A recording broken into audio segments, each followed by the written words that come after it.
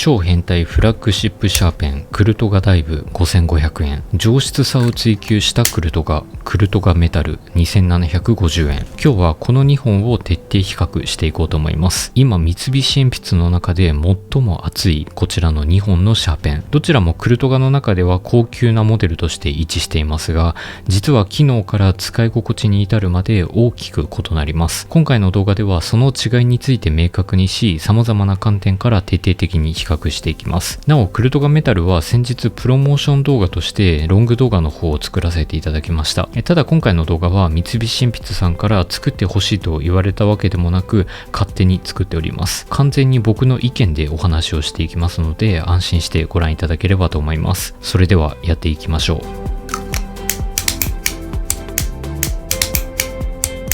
まず最初に結論から申し上げます。クルトガダイブとクルトガメタル、どっちを買えばいいのか。結論、万人におすすめできるのはクルトガメタルです。ただ大量の文字を書く勉強ガチ勢の方にはクルトガダイブがおすすめです。これがこの動画の結論となります。もし無人島にクルトガダイブかクルトガメタルどっちか片方しか持っていけないと言われたら、シーサさんはどっちを持っていきますか？そう聞かれたら僕はクルトガダイブを無人島に持っていきます。つまり僕はクルトガダイブの方が好きですね。この結論に至った理由を深海まで深く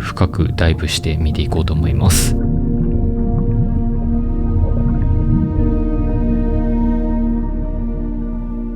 まずはそれぞれのモデルについてどんなペンなのか簡単に紹介していきます。まずはクルトガダイブ。定価は税込み5500円です。クルトガの中で最も高いモデルです。つまり最高峰モデルですね。クルトガダイブのコンセプトは深海まで深くダイブするように思考を分断するノイズから解放され、静かに深く書くことにのめり込んでいける。2022年に初のクルトガダイブであるグランブルーが発売されました。ただ当初は三菱鉛筆もそこまで売れると思っていなかったため、数量限定で販売しました。ただクルトガダイブはシャーペン史上最も複雑でヤバい機能を持つシャーペンということもあり、 YouTube だったり SNS で非常に大きな話題を呼びました。満を持して2023年に継続品として販売されるようになりましたが、今でも供給がなかなか追いついておらず、入手困難な状態が続いております。現在販売されている通常色はアビスブルー、デンスグリーン、トワイライトオレンジ、オーロラパープルの4色です。神経は 0.5mm のみの展開です。クルトガダイブの機能としては自動芯出し機構が搭載されたクルトガです。芯が尖り続けて、なおかつ自動で芯も出してくれる、ノックがいらないというね、とてつもない機能が搭載されています。これはクルトガで唯一、いや世界で唯一の機能です。続いてはクルトガメタル。定価は税込み2750円です。2024年4月22日に発売されました。こちらはクルトガの KS モデルの上位版という位置づけです。クルトガダイブみたいな自動芯出し機構というエグい機能はついておらず、あくまでも芯が尖り続けるクルトガとしての機能に徹したモデルとなっています。クルトガメタルの大きな特徴は2つあります。1つはクルトガで初のフルメタルボディのモデルであるというところ。それから先端に2部ダンパーを搭載し、クルトガ特有の先端のガタつきを極限まで感じにくくなっているところ。この2つが大きな特徴です。それゆえにクルトガの中で最も上質な質感と書き味を持ち合わせており、まさに大人のクルトガという言葉がふさわしいと考えています。カラーはサイレントブルー、ファントムグレー、ノクターンブラックの3色展開。神経は 0.5mm のみです。軽く両者紹介したところで、様々な項目をもとに徹底的に比較していきます。まずは価格と入手難易度。クルトガダイブが5500円、クルトガメタルが2750円ということで、ちょうど2倍の価格差になっております。文房具屋さんでの入手難易度はどちらも高めですね。一概に入手難易度というのを測るのは難しいんですが、メルカリでの販売価格で、定価よりもどれだけ高くなっているのか、これを今回調べてみました。これを動画で紹介するとちょっと叩かれてしまいそうなんですが、決して僕は転売を肯定しているわけではございません。今どれだだけ入手が難しいかっていうのは、メルカリでの出品価格を見るのが正直一番手っ取り早くわかるんですよね。メーカーでもそのような調査がされているぐらいなので、早速見ていこうと思います。新品未使用で調べたところ、クルトガダイブが今8000円ぐらいで売れているかなっていう感じです。なので定価の約 1.5 倍ぐらいの価格ですね。一方クルトガメタルに関しては3000円ぐらいで売れているかなという感じです。定価の約 1.1 倍ですね。なのでクルトガダイブの方が今もなお入手難易度が高くなっています。クルトガダイブは非常に複雑な機能が搭載されているということで、パーツ点数がすごく多くて、組み立てるのもすごく大変ということで、作るのにすごく時間がかかってしまうんですよね。なので大量の数が作れず、なかなか供給が追いつかないということが、クルトガダイブが今入手困難な要因かなと思います。クルトガダイブが文房具屋さんで普通に買えるのはもう少し先の話なのかなと個人的には考えております。一方クルトガメタルに関しては発売されてからまだ間もないということで、それがちょっと今プレネがついちゃっている理由かなと思います。もう少し経てばもっと簡単に購入できるようになると思います。ということでどっちでもいいからとにかく定価で文房具屋さんで買いたいという人はクルトガメタルの方が比較的買いやすいんじゃないかなと考えております。続いてスペック比較していきます。クルトガダイブはキャップを後ろにつけて書くこともできるんですけれども、そうすると重心が高くなって書きにくくなってしまうので、今回クルトガダイブはキャップを外した状態でスペックの方を解説していこうと思います。まずは重量ですが、クルトガダイブが 14.1g、クルトガメタルが 17.6g となっております。キャップを外したクルトガダイブの方が軽いですね。重心の位置はクルトガダイブが 66mm、クルトガメタルが 67mm ということで、どちらもほぼ同じぐらいの、低重心設計かなと思います。全長はクルトガダイブが 142.7mm、クルトガメタルが 145.7mm ということで、クルトガダイブの方が少し短めですね。グリップの直径ですが、クルトガダイブが 10.8mm、クルトガメタルが 9.5mm ということで、クルトガメタルの方がスリムなグリップになっています。続いてはデザインを見ていきます。デザインどっちの方が好きかと聞かれたら、僕はクルトガメタルの方が好きかなと思います。クルトガダイブのデザインは一言で言うとでかいんですよね。機能がかなり詰め込まれているということで、どうしてもボディサイズが大きくなってしまって、なんて言うんですかね、言葉選ばずに言うとちょっとおもちゃ感が出てしまっているデザインになっているかなと思います。これはこれでロマンを感じられてかっこいいなとは思うんですけれども、普段使いをするということを考えるとクルトガメタルの方が圧倒的に使いやすいかなと思います。ボディの素材を見ていくと、クルトガダイブは ABS 樹脂で、クルトガメタルはアルミが使われております。やっぱり見比べてみるとクルトガメタルの方が質感が高いですね。それからメタルモデルは横方向に細かい引き目加工というのが施されています。これが滑り止め効果もあり、でさらに触った時にね、金属感というのをすごく感じられる加工なので、そういうところの質感も楽しむことができるのがメタルモデルかなと思います。クリップのデザインはどちらもかなり似ていますね。そもそもクルトガメタルのクリップはクルトガダイブの DNA を引き継いだクリップになっているので、似ているのは当然かなと思います。クルトガダイブのグリップはラバーグリップとなっております。申し訳程度にデコボコのあるグリップになっています。クルトガダイブの先端を見てみるとかなりメカメカしいデザインになってますよね。僕みたいにシャーペンマニアの心をくすぐるデザインはクルトガダイブの方かなと思いますね。クルトガダイブはかなりメカメカしいデザインで、クルトガメタルはかなりシャープですっきりとしたデザインということで、デザインのテイストが全然違うというのが面白いなと思います。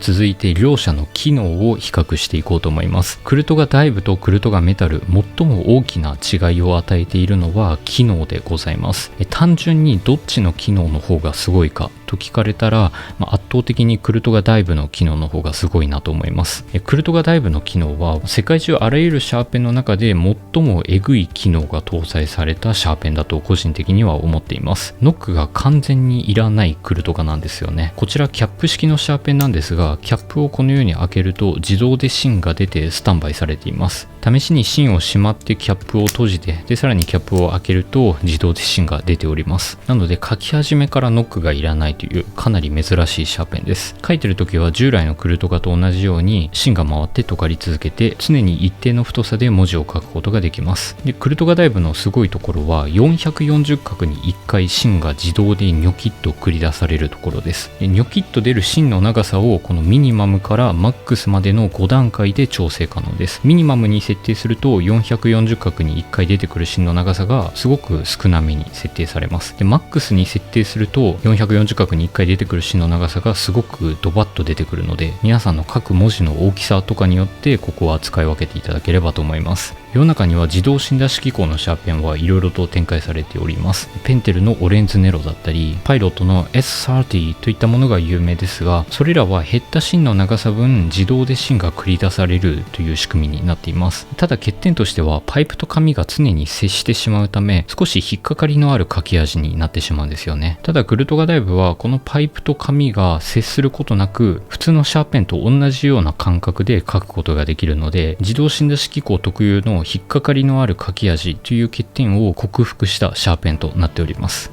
一方クルトガメタルもまあまあすごい機能が搭載されています。エンジンにはクルトガの KS モデルと同じ新エンジンが搭載されています。なのでそもそものガタつきが小さくなっています。それだけではなくて先端に2部ダンパーというのが搭載されています。ダンパーといえば車に搭載されてて走ってる時の路面の衝撃を吸収するものというイメージを持っている方が多いと思います。こちらの2部ダンパーも同じような感じでペン先のガタつきを2部ダンパーによってしとーっと吸収してくれてクルトガとは思えない書き味を実現しています。クルトガの KS モデルなんかは結構カチャカチャとした書き味でそれが少し安っぽい書き味という感じだったんですが、クルトガメタルはそのカチャカチャ感というのが見事になくなっていて、クルトガの中で最も書き味に優れたモデルとなっています。クルトガダイブとクルトガメタルどちらも三菱鉛筆じゃないとできない変態的な技術かなと思います。機能についてまとめると、クルトガダイブに関してはノックがいらないということで、読書感想文だったりレポートを書くときとか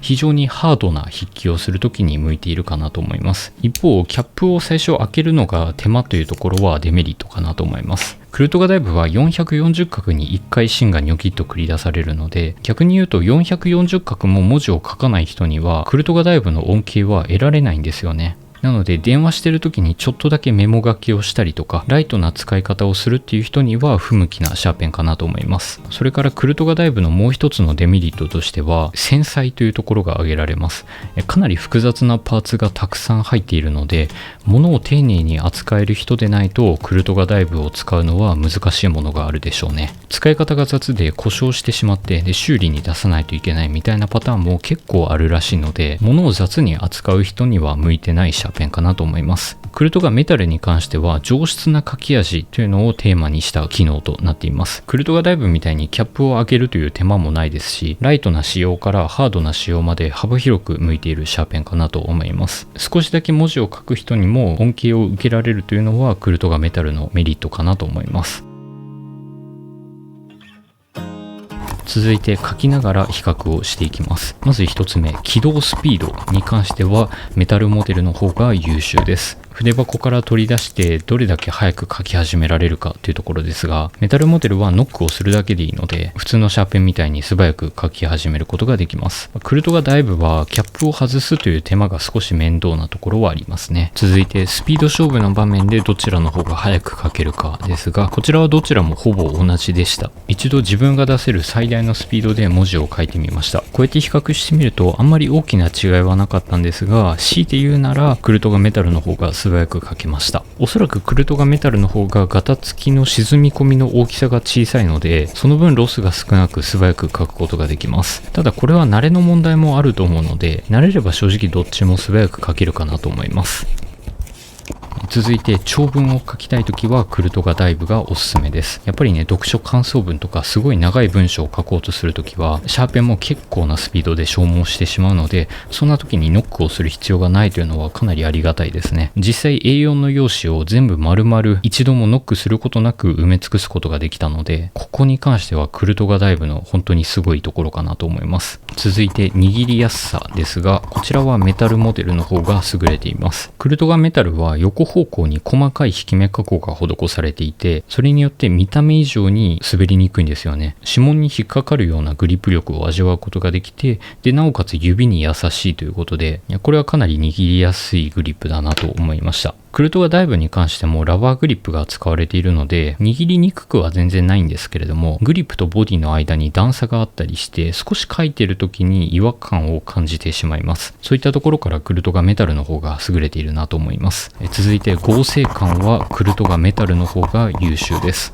合成感というのは、どれだけがっちりしているかというところですが、やっぱりここは金属ボディが使われたクルトガメタルの方が優れていますね。クルトガダイブは ABS 樹脂が使われているということで、正直5000円のシャーペンの中では書き味は安っぽいですね。一方クルトガメタルに関してはアルミが使われていて、ボディの安定感、がっちり感というところはメタルの方が優れているなと思います。続いてペン先のぐらつきですが、こちらもクルトガメタルの方が優秀です。実際に書いてる時にペン先がどれだけ沈むのかというのを測ってみました。クルトガメタルが約 0.2 ミリ沈みました。一方クルトガダイブは 0.35 ミリも沈むということで、ぐらつきの大きさだけでも約 1.8 倍もクルトガダイブの方がぐらつくんですよね。それだけじゃなくてクルトガメタルには2部ダンパーが搭載されているということで、ぐらつきをさらに感じにくくなっています。体感で言うとクルトガメタルはクルトガダイブの3分の1ぐらいのぐらつきの大きさかなといった感じですね。続いて内部の筆記振動に関してはどちらもないと思っていただければと思います。これに関してはどちらも優秀ですね。こうやってペンを振った時に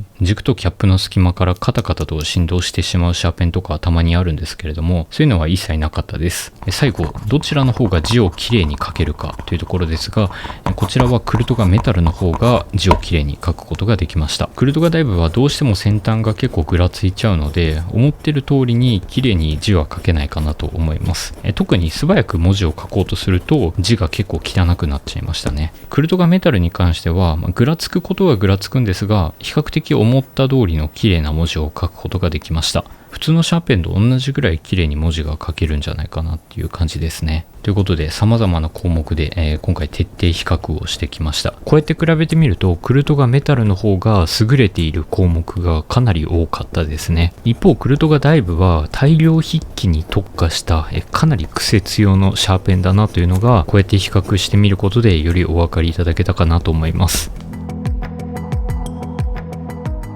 最後にまとめると、クルトガダイブをおすすめな人はめちゃくちゃハードにたくさんの文字を書く人、それからこのクルトガダイブというとてつもない機能にロマンを感じる人、あとは壊れないように物を丁寧に扱える人、そんな人におすすめです。一方クルトガメタルがおすすめな人は手軽に使いたい人、あとはクルトガ特有のガタつきが苦手な人、あとは上質さを重視したい人、そんな人にぜひ買っていただければなと思います。今回動画で話したことは完全に僕の意見なので、少し偏っているところもあるかもしれないです。ぜひコメントで皆さんの意見も書いていただけると嬉しいです。そしてこの動画良くなかったと思った方は低評価を押していただけると嬉しいです。逆に良かったと思った方は高評価を押していただけると嬉しいです。ではまたお会いしましょう。ご視聴ありがとうございました。